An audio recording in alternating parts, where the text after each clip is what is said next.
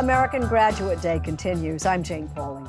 Students from low-income communities are 3 times more likely to be chronically absent due to illness. Simply put, if basic health standards aren't met, students can't achieve, students can't graduate. The Children's Health Fund provides critical pediatric medical services to underserved communities, increasing both school attendance and academic performance. That mission is so near to my heart, I serve on their board. I've known our next guest for more than 20 years. Dr. Erwin Redlener, the co-founder and president of the Children's Health Fund.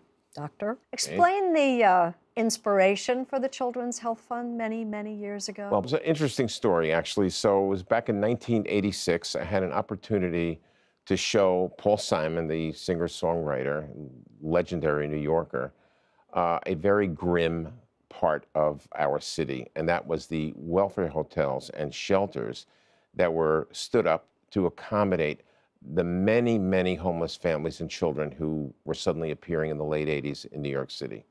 And even though myself, having spent the majority of my career dealing with poor children in isolated environments, I actually was staggered by what we saw in the middle of Manhattan, this thriving, bustling economic world center, these children living in unbelievable squalor. And they weren't going to school regularly, they weren't getting enough to eat, and they weren't getting access to health care. And you created these mobile medical units, basically a doctor's office on wheels, in which you took 2 kids. There are now 50 mobile medical centers serving almost 400 communities.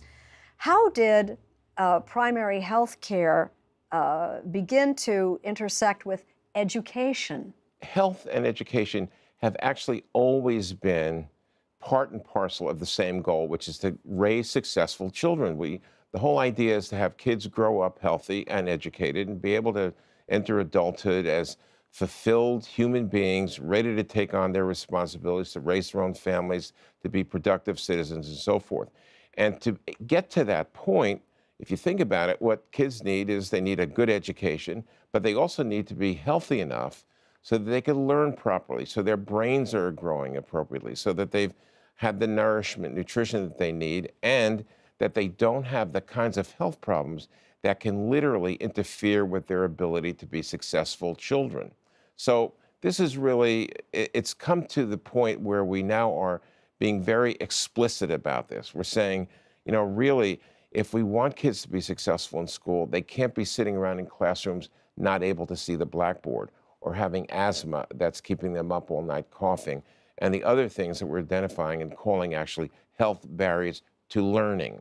Kids in poor communities are exposed to all kinds of stresses. We're not talking about the stress to get, into Harvard. We're talking about the stress of a violent neighborhood. These are daily chronic stressors that have to do with everything from actually having to walk to school through what's basically a danger zone in terms of crime and issues in the neighborhood and so forth. And the new research has shown, which is what's so important here, is that chronic stress, in fact, it's called toxic stress, can have an impact on the physical health as well as the mental health of children.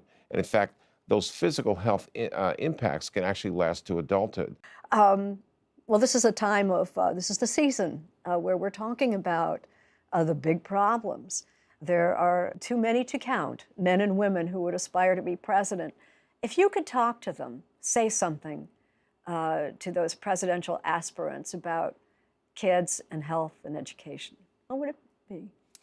I'm asking you to think about investing in children and their future. And it's part compassion, it's the right thing to do. It's part a fairness issue that some kids have and some kids don't have.